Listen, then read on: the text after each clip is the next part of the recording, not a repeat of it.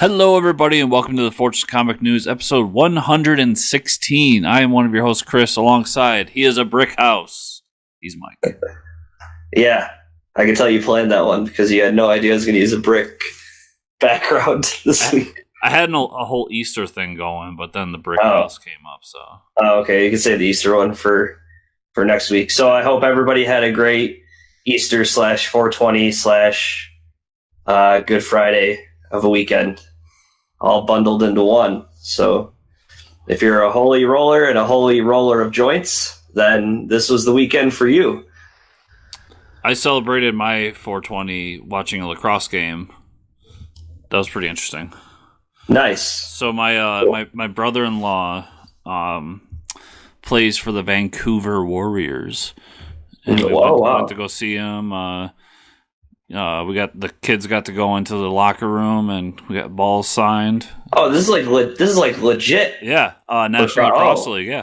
Oh man! And, holy crap! Saw some other balls I'm not so happy about seeing, and yeah,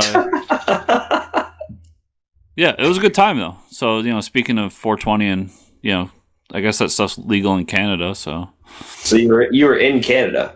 No, we were in Rochester. So Rochester actually has a professional team.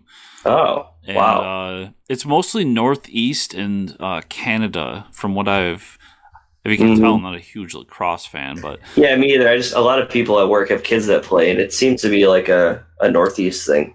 So the league seems to be more of a Northeast than Canada, but it's a very interesting sport. Once again, my ignorance here, it reminded me a lot of hockey, but without ice.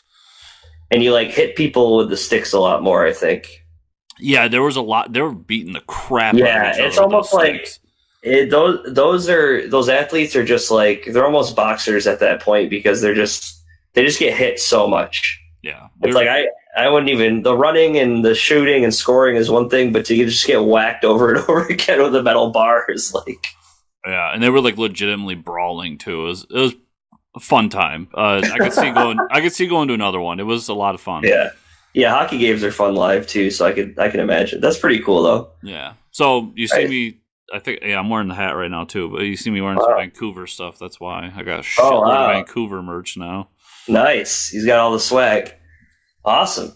Well, we don't have a guest to interview this week, but stick around because next week we have a very exciting guest on the show, and you got to watch / listen to figure out who that is. Wow. Yeah, interesting too. Yeah, that's where we're gonna leave it. We're gonna leave it a little speculation in there for you guys. Anyways, not a whole lot of news this week. I was a little upset reading about all this Swamp Thing stuff. Yeah. So we'll just talk about it because I don't know. It was supposed to be 11 or 12 episodes, which I think most of the DC Universe shows have been. And from what I was reading, it's supposed to be 13, and I 13? think the other ones are 10. Okay. Actually, I think the slots for Doom Patrol are longer than 10. I think it goes 12 or 13. Okay, I thought that's what I read on comicbook.com, but Yeah, either way, I mean, it came from one of the actors on the show, or actress, and she said that they're getting shut down early, production was ending early, which probably comes from the Warner Brothers executives, which, I don't know, I mean, it's not a good sign, and then they said they're changing the ending so it ends in 9 episodes, which is I don't know if it's not doing well, if they're market testing it, or it could be the fact that Disney just dropped that huge, awesome bomb of their streaming service that's not just a Marvel streaming service, it's a Disney streaming service. So there's been talks about WB rebooting their streaming service, and if they're going to do it, they should probably do it now rather than later. Because if you haven't noticed, their DC streaming service is kind of marketed to comic book fans, whereas the Disney streaming service is just people who like to stream things. I don't know. Yeah, with a good dose of comic and Star Wars fandom thrown in there. Right, exactly. So it seems WB's gotten a grip on the cinematic universe. Now they're losing touch with the people streaming. It's like every time they jump into new industry, they're like, let's not follow any of the rules anybody else is doing. Let's just do it our own way. And it seems like the leadership at WB is kind of trying to follow instead of innovate, and by doing so, they're constantly trying to play catch up. Yeah, and with all that sad news about Swamp Thing, they released a teaser of the swamp, and then we get to see like the top portion, the face, a little of the upper chest area of Swamp Thing coming out of the swamp. And I thought it looked good. I mean, it's practical effects, which is cool. And I don't know how much of that. And it's like we don't see the costume in motion or anything like that, so we really don't know how bad it's going to be, but it is a rubber suit. Yeah, so through all this, it's really disappointing for me because I was looking forward to this. Yeah, me too. Like more than anything they've announced. Right. And when I saw the suit, I was like, this looks awesome because practical effects can go one of two ways. It can be just the best, or it can look like a guy in a rubber suit. And you're right. We didn't see it move, nothing like that. Right. But I thought that the layout of it and how they designed it just looked really nice. And I was like, this has promise. So hopefully this is just them tightening up the show. But yeah, like you said, and they're like, we're gonna take that hope we've had and just cut it down by 3 episodes. Yeah, like, man, all right then. And who knows? This could just be a product of WB wants to get the ball rolling quicker with their streaming service. And unfortunately, Swamp Thing had to suffer because of that, but we'll see. I'm still going to watch it. It comes out the end of May, which is pretty soon. Then it comes out at the same time as The Boys, and we got a new trailer for that, and I'll tell you, that was amazing. Yeah. Bones is doing his thing. I'll tell you. Bones / Judge Dredd. He's going to be the star of that show, man. I'll tell you, Carl Urban, I love Carl Urban. He's such a good actor, and he knows exactly what he is. Yep. He's just he picks these roles that he's just so good for. I am super excited for this show. I have high hopes for it. Yeah, and the trailer looks awesome. We see a lot of him. We see a lot of some gory stuff happening, and even I think it starts hinting at like Hero-gasm too, which is pretty crazy. And they're not pulling any punches. Which is all you got it with this. I mean, with this story, it's going to be nuts. And I'm actually caught up on Happy. Happy's been pretty ridiculously gory this season. Wow! Did you hear that? There is a war going on outside. Holy crap! I'm guessing that was a firework or a propane tank exploding. I want to say it was fireworks because it's a holiday today. I guess we'll find out later. If I start hearing sirens, then I should be worried. So Happy's been ridiculous this season. It's good though. I still like it a lot. It's this last episode they kind of hinted at. You watched the first season or no? I watched about half of the first season. There's like these mascots that hang out with the main villain, and they're part of like his like children's television show. Well, they actually are like.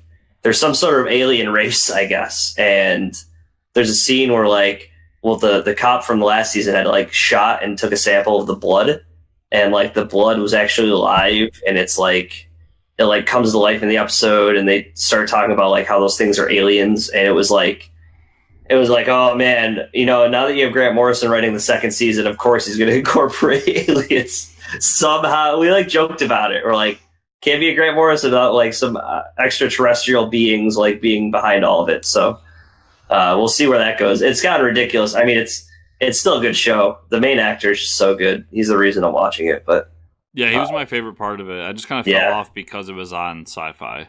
Right. Yeah. So what I did is I went ahead and bought the whole season ahead of time on Prime. It was like $15, so now it just shows up. That was another thing with with DC Universe. Now that Krypton's on that season 1, now I can actually watch that because I watched the first couple for this show. Really liked it and fell off because it's on Sci-Fi. Yeah, I'm gonna watch that too after I catch up on Doom Patrol. Flash was new this week. pretty crazy episode. We got Godspeed. If anybody had read, like, I think it was towards the end of New 52, we got Godspeed. Or I'm not sure if he was part of Rebirth, but he was one of the main villains, and they kind of did it as like they did like the origin of Excess, his daughter, and like and how she came about working with Eve Arthon. Yep. And that was a pretty cool episode because we got a lot of him in the costume and being a villain. And then they kind of get pissed at Sherlock because he like waited so long to tell them, but it was like, you guys like got mad at me for investigating her, so I don't know. It was just really weird that they were mad at Sherlock. They're like, can you just like leave and give us a moment? I was like, oh, poor guy. And he was like, well, what do you want me to reveal that she's working with him and I didn't have all the evidence? He like made a good point, and they're just like, no, get out of here. And he's like, okay. But we all know it's because they could only have one actor at a time, and he had to play Reverse Flash. It was a good episode, and then by the end of it, they send her back, and then Barry confronts Reverse Flash and is like, what's going, like, you just had to try to get to me again, and that's kind of like how it ends. So it was a pretty good episode. A lot of people were upset though because Godspeed was kind of just used as like a villain of the day. And I think he might come back though. I think there's a good chance he'll come back. I was confused because I've not caught up on Flash, but there was originally a story that said that Godspeed was going to be the villain of the next season. Then I saw that he was actually in this episode, so I took that out of the news because I was like, well, obviously it's not news anymore. Right. And I wasn't sure if this was the last episode or something. And I like, wonder if they're setting him up for next season. Well, he was the reason that like Excess gets her powers, but like he's taking Velocity 9, and if everybody knows from the comics, like Velocity 9 is just a speed drug developed for the future, where like it gives everybody speed. So they didn't go into the whole depth of the character like in the comics. So the way they treated that character, I don't know if someone's just going to find his suit and use it like later, because it wasn't part of the continuity, it wasn't part of the timeline that Barry and them are in. So maybe he does come back somehow. Who knows? But yeah, I thought he was cool, and I mean the amount of time and effort they put into that costume, I can't imagine he's not going to show up again, because it was on par with like the Reverse Flash costume. I mean, it's all white and gold. It's really cool to look at. I saw the pictures. It looked nice. That's why I assumed this was the last episode, because I figured they're setting him up for the next one, or the next season, that is. Yeah, so it was really weird. It was kind of like we didn't expect him to be treated like that as a character, but we'll see where that goes. I don't know. Yeah, so that's really good. Yeah. I've been watching Batman Brave and the Bold again. Oh, so good. So good. So that goes with a story that came up that I trash on DC. I try not to, but I do. And I have to give them the props. They finally gave me an Xbox app. Oh, yeah. DC TV is on Xbox now. So now I can watch it on my TV. Right. Unfortunately, no PlayStation app, which is confusing. Yeah. But we did get an Xbox app. And so I watched a little bit of that. Been watching the animated series some more for obvious reasons. Mm-hmm. And trying to catch back up on Titans. So I'm going to start jumping in that as soon as I finish The Tick, which I'm still just loving The Tick. It's such a great show. Yeah, it's a fun show. Yeah. I don't know what's going on with Sony and not having the DC TV app yet, but Brave and the Bold, I started watching it like late in college, like my last year in college. I went through it all, and I was like, man, this stuff was so funny. It's definitely got the adult humor in there too. Like they're catering to the adults as well. Yeah, I realized that there was a point, because I think it was on Netflix at one point. Right, yeah. And they only showed a part of it, or at least when I was watching it heavily. Mm-hmm. And so there's a whole season or two that I've never watched before, so that's exciting too, that there's more for me to get now later on. Yeah. And so many like crazy characters they bring in every episode. Yeah. And the Aquaman rides dolphins in that one. So the Aquaman in that show is the best. Yeah, he's the best part of Brave and Bold. So some movie stuff. New Dark Phoenix trailer, if anybody cares about that. It reminds me of that. Who's the woman that's also in Game of Thrones that plays Jean Grey? Oh, Sansa. Yeah, I don't know. I don't know the name, but Sansa Stark. I really don't like her. She just like all the posters they've been posting, posting in the screenshots. She just looks so unenthused. She comes across so whiny. Yeah, like she doesn't even look like she wants to be there almost on the production photos. Yeah, it's really unfortunate. Probably still gonna go see it to figure out what's going on, but it just I'm really glad this is the last Fox X-Men movie that we're gonna see. Yeah, they just got to give it all up. Yeah, the Russo brothers though are going to be working on a documentary about Stan Lee, which is pretty awesome. Yeah, and very much appropriate. I mean, they've they have been ascended to the top of the directors' names in the industry because of Stan Lee's creation. So great. And I'm really excited. I've seen quite a few documentaries about Stan Lee over the years, and he led an interesting life, and I'm excited to see how they. I'm just hoping the way they like the cinematography for that is going to be like the boat scene in Civil War, where there's like just tons of dudes fighting each other and they're just talking about Stan Lee. Like that's the Russo Brothers documentary I want, is like guys doing kung fu while they're being interviewed. I just can't wait to see what the Arrested Development Easter egg is. Oh yeah, because they're gonna put that in the movie somewhere, right? Yeah, it's in all their movies. Yeah, it's in all their movies. Yeah, so I actually watched Bumblebee this weekend. And I liked it. I thought it was really good. And then I started doing some research. It is, in fact, a reboot of the franchise. So that whole thing is super confusing.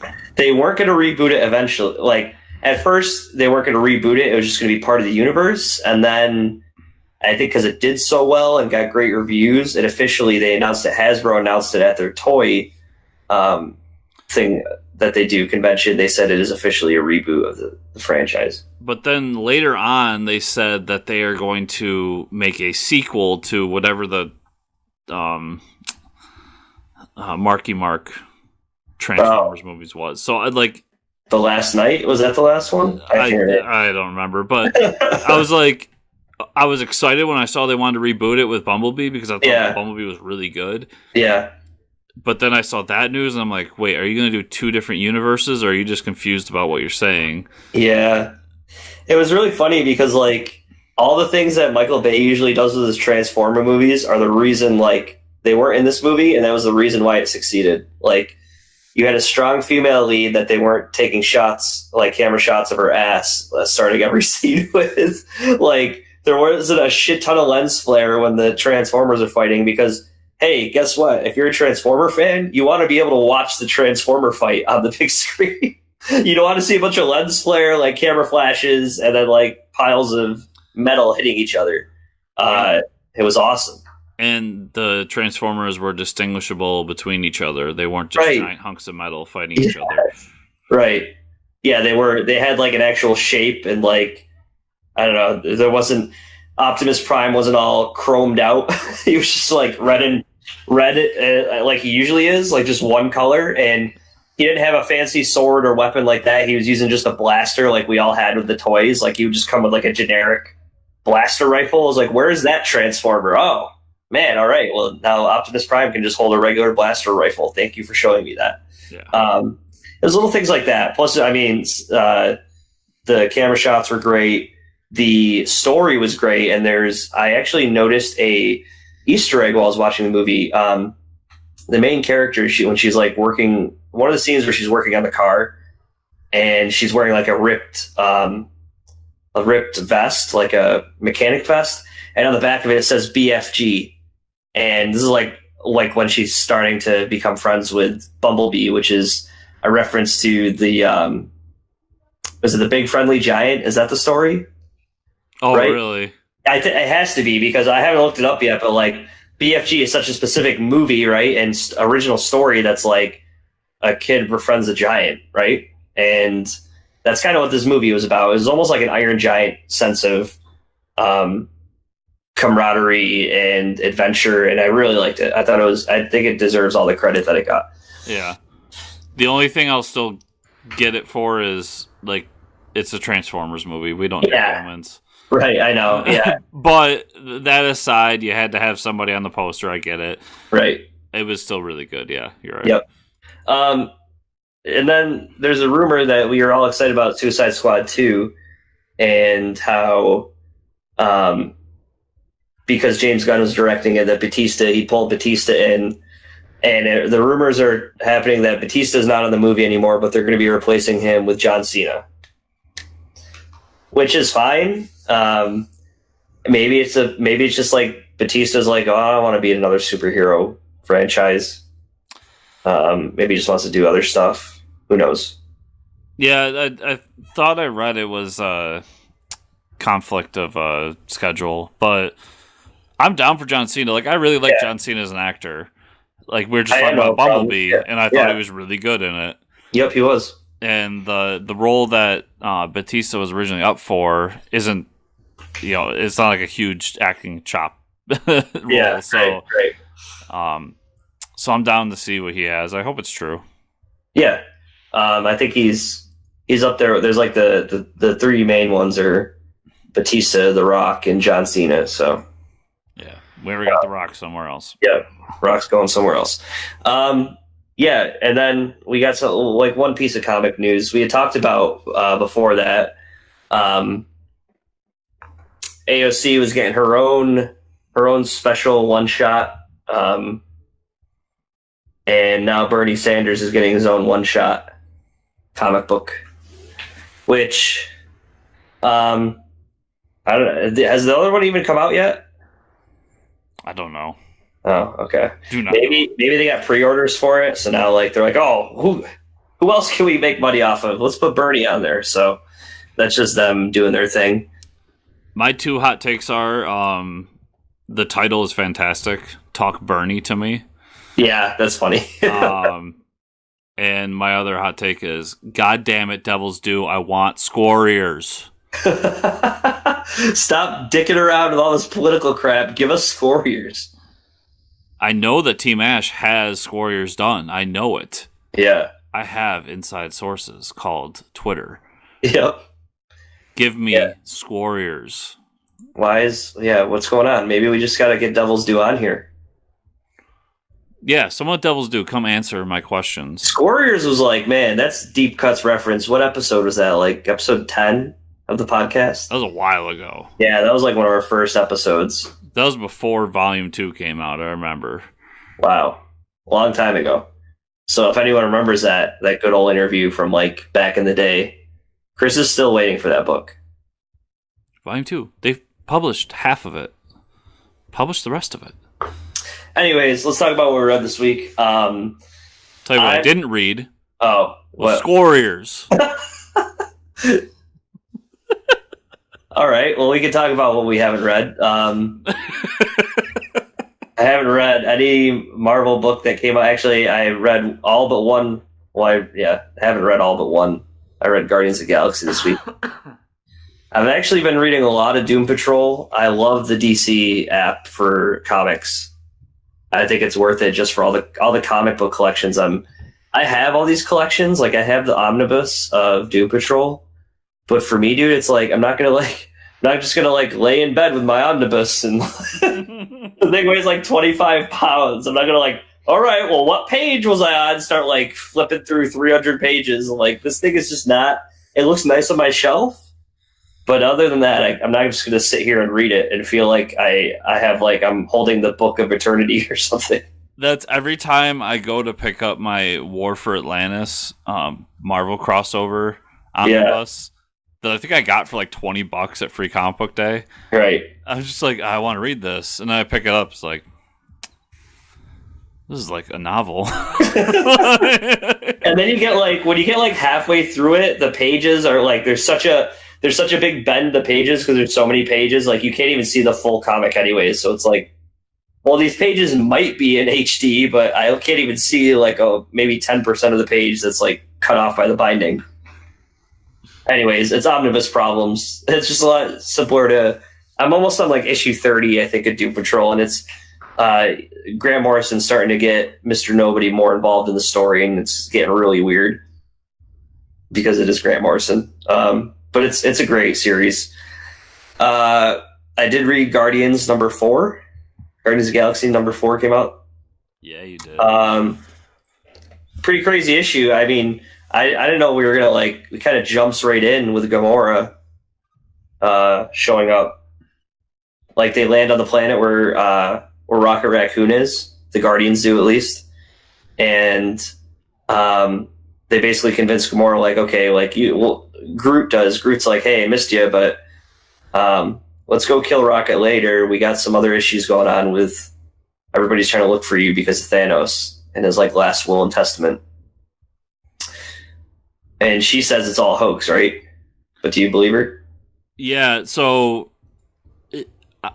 I do believe her, because I thought from the beginning when they showed this last will and testament, I think in issue 1, I was like, this is such a Thanos thing to be like, I'm just going to fuck with them even after death. Right, yeah. And lead them on a wild goose chase. So I think it is going to end up being a hoax. But I'm more interested on what's going on with Rocket, because we have been teased that the death of Rocket Raccoon is coming.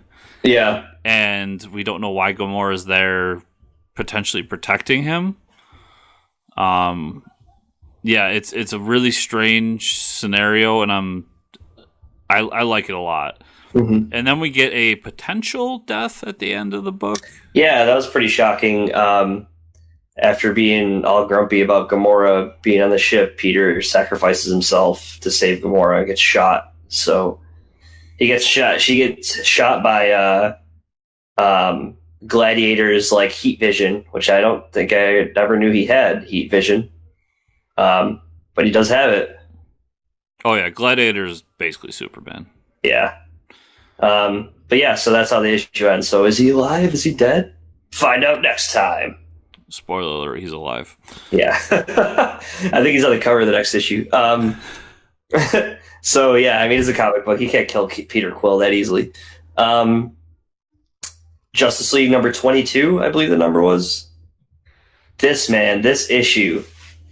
Scott Snyder's cleaning it all up. He wrote a whole issue devoted to like explaining the multiverse and the origin of the multiverse and why Perpetua is a bad person. And it like, I understand it all now. This was like the best Cliff Notes version of what the hell the last 30 issues of everything had meant.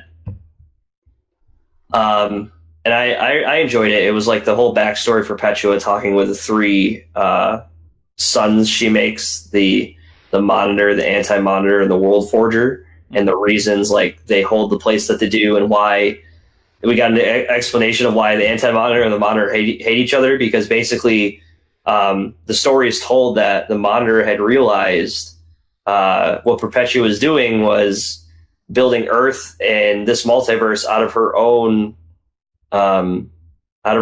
like selfishness, and that she was halting the creation of all this other multiverse stuff that wasn't coming because she was holding it back, basically.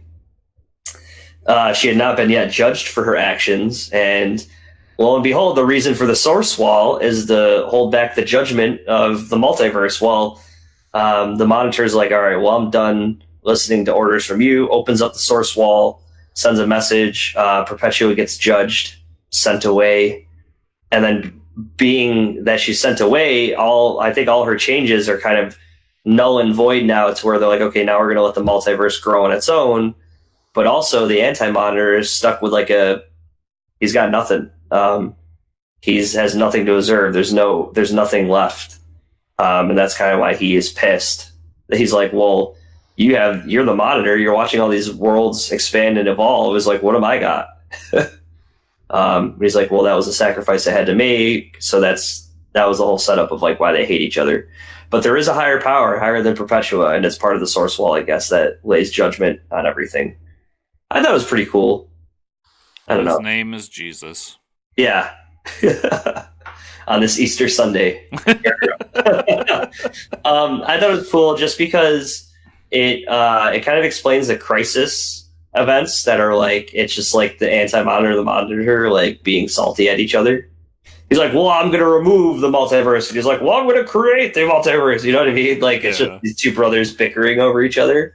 And then the World Forger, obviously, that was the whole Dark Knight Metal thing. We got to see who that was. So, yeah, overall, not a bad issue. And then I didn't even talk about the best part of the issue. We thought that Lex Luthor, when he said he was going to capture his own imp, that he was going to get to the fight scene or the battle area where the Justice League is currently fighting Mixoplex. But when he gets there, he says there's only one way to fight him is with a imp of your own. It was like, oh shit, he has an imp. Who does he have? He pulls Batmite out of a box. Yes. So like this is a mainstream Justice League book that isn't for children, and we're gonna get like Batmite versus Mixoplex, all while we're getting an explanation of like the dawn of the multiverse. It's a pretty great issue. I know what I'm catching up on tonight. Yeah, like that, like the Batmite reveal is so, because we thought like the way they had set you up for that too. Definitely the discussions Lex Luthor was having, it could have gone either way, whether he was going to capture an imp or whether he already had one in his possession. Like there was no real sway either way, I don't think, with the conversations that he had. So that was a pretty cool reveal. And then I read Batman 69, Giggity. It is, thank God, the last installment of the Nightmare series. This has been like 9 issues, I think. The Nightmare is over with issue 69. I think there's a pun there somewhere. It wasn't a bad issue, though. Like, if the Nightmare issues were more like this, where they were cognizant of, Batman knows he's trapped in a dream. Like he's kind of realized the last few issues. This one's a really good one. Yannick Paquette draws it. If anybody remembers him from New 52 Swamp Thing, amazing artist. He actually did one of the issues with the Fabok Justice League run, New 52, I believe. Or no, I'm sorry. It was Scott Snyder's Batman run, where Batman got a glimpse of like all the multiverse Batman. That issue. He draws that amazing like spread of like every Batman in every universe. I don't know if you remember. Yeah. So this issue was like Batman is realizing that he's in a dream state. He keeps finding Catwoman throughout all his memories. So it's like all these panels of like him jumping from era and multiverse and meeting up with Catwoman in all these different costumes. And he's like, this is like, I'm keep coming back to you, and this is how I'm going to like beat he talks about how he knows it's a toxin from Scarecrow, but he talks about like, there's a way to combat it. And it's like, if you get your adrenaline going, it like counteracts that they've given him too much nightmare toxins where it's like, it's not going to work on him anymore. And so he's coming out of that, and also in the same side we get a conversation. It's weird. It's like a naked wrestling match with Bane, because Bane has been naked still for a while. And Thomas Wayne are like fighting each other and talking about like who the real Batman villain is. Like Bane thinks he's the real Batman villain, but like Thomas Wayne thinks he is. So they've been working together, and they're just kind of like beating the shit out of each other. And the issue, it wasn't terrible. It was good. Wait. Why is Thomas Wayne a Batman villain? They reference the whole button situation where he comes back. Yeah. And he's just like, he basically doesn't think his son is a good Batman. Like it's I don't know. It's very strange. Yeah, I don't know. They're going to take Batman down somehow. It's There's a lot of Batman running around DC right now. yeah, kind of. I don't know. It's definitely out of continuity, but it wasn't a terrible issue. It's kind of reignited my excitement for the book. Cool. But that's pretty much it for me this week.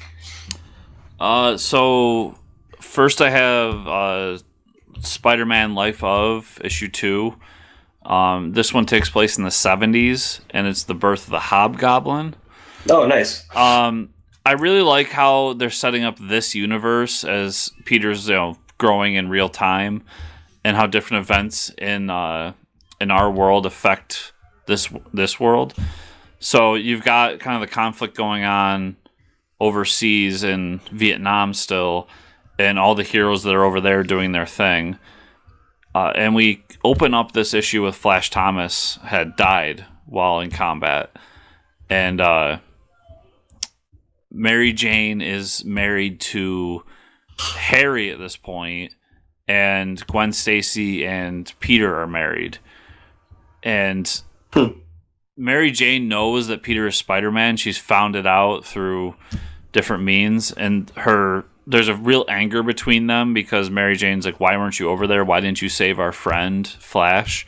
Mm-hmm. So there was a really cool back and forth there. And then they do a little thing with the Clone Saga, so we get a hint at Ben Reilly and who he is in this universe. I absolutely have loved these 2 issues. I recommend them to anybody, even if you're not a huge Spider-Man fan. The things that they're going through and the different moments in history that they're talking about, if you have any knowledge in comics, you most likely know where Chip is pulling these different moments from, mm-hmm. and doing something new and kind of different with it. So really like that book. Recommend it highly. Cool. East to West 42 came out. It's all leading up to the finale. So we get the big throwdown between the 4 horsemen, mm-hmm. and it doesn't end well for anybody. And that's going to lead to our inevitable fight that's coming up with after that. Really good book, but do not pick up 42 if you haven't read the rest. Thor number 12. This issue is Loki after he has been swallowed by his father, the Frost Giant. Oh. And he's in kind of his own version of hell. So he's going through different moments in Loki's history through his own mind. And it's almost and they even reference it, it's a Scrooge scenario where he gets a past Loki, a present Loki, and a future Loki. And he ends up wishing that he would just die because he sees himself as becoming nothing but bad. It was a really great Loki-centric issue, and it might explain why Loki will most likely survive in the end. And on that, there's also War of the Realms number 2. Another great issue. It's all the heroes kind of realizing that the battle in New York is lost for now. So they have to regroup, and they got to take the fight to the different realms. So it's really setting up all the different ancillary books with the different teams, while at the same time still continuing this story forward and giving us a hint that Jane Foster, while no longer Thor, she has now been dubbed a Valkyrie. So I think we talked about a few weeks back, they announced they're doing a book by Jason Aaron called Valkyrie. It's going to be Jane Foster as Valkyrie. Oh, that's pretty cool. It was a cool way to extend her story. I really liked her as Thor when they did that, so I was glad to see that they're going to do more with her. Oh, Mike's favorite book, Star Wars TIE Fighter. Man, I have nothing to say about that book. We keep talking about how many, there's no limit on how many Star Wars books they're going to put out. Anyways, continue. No, keep them coming. So this book, it's like, hold on, it's going to be like next issue is going to be like Star Wars space dirt, like it's just about dirt on some planet somewhere. So in this we get, it's actually kind of cool because we've seen a lot where we see the different rogue squadrons and the different resistance squadrons. This is actually a squadron of elite TIE fighters and their mission to fight against the rebellion. And some of their back and forth and how they see the conflict is really interesting because some of them see it as they're still the Republic, mm-hmm. and the rebels are separatists, so that kind of harkens back to the prequels and how things were seen back then. Some of them just don't give a fuck and just want to fight for the Empire, and some of them are just, they have no other choice. It's this or poverty on a random planet doing nothing. Mm-hmm. So I really liked it. I thought it was really well written. And what's really cool, too, is there's actually a novel coming out called Alphabet Squadron, which is the flip side of the story. So it's the Ender's Shadow to Ender's Game, if you will, where we're going to follow the Rebel Squadron that's fighting against the TIEs in this. So I liked it. If you're a big Star Wars fan like I am, I think it's worth picking up. And all joking aside, I really thought it was a good book on what could have been something extremely dumb. Stick with Star Wars Age of Rebellion special. There's 3 stories in here. There's 2 good ones. So we get it's like an anthology book. There's one about Porkins, which wasn't that great. Although man. I was very happy to see that Porkins got his own story. Yeah, that's cool. We got a Yoda story, which was Yoda on his planet before Luke shows up. And that was really good, and him kind of dealing with the backlash of what happened after Episode 3 and why he had secluded himself to this planet. I really enjoyed that, but my favorite story was actually the IG-88 story. So, oh, nice. Anyone that doesn't know, I'm a big fan of the original Bounty Hunters. I named my cat Greedo. IG-88 is one of my favorites. It's a whole story about how the myth of IG-88 has blown up across the galaxy, but it's not a myth. It's all true. Oh, he's a crazy bounty hunter? Yeah, and they talk about how he's this nuts bounty hunter who, if he doesn't think that the risk is worth it, he'll just kill somebody and leave them, burn their body and leave and not collect the bounty. So he's got all these bounties stuck in his memory. Well, he fakes his own death, and he gets these other guys to take him to this the slumlord, essentially, who IG-88 had killed his son. Mm-hmm. And through that, they find out that one of the bounties in IG-88's memory is the guy's son. So the guy's just like, fuck these guys, kill them. Kills them all. And then IG-88, through that process, is still kind of alive. And he sends a second body down through his ship, grabs his head, sticks it back on his head, and just kills everybody in the room. Wow. It's an awesome story. I really liked it. These, like, Age of Rebellion, like, all these different one-shots they're doing, along with these specials, are such great character pieces. If you're a Star Wars fan, they're worth picking up. And then I got to end with Avengers No Road Home number 10. So this book gets super meta at one point. It also basically takes from something that you're well aware of in DC, where there's this house that can be in many different places. Oh, and it's full of magic. Yeah. So we get the goddess of the night. She enters this house, and Vision actually ends up entering with her. And he finds out that the way to defeat her is to basically control the balance. You can't have dark without light. So he uses the house's magic to defeat her, calls it the House of Ideas, to all the Marvel fans out there, hint, hint.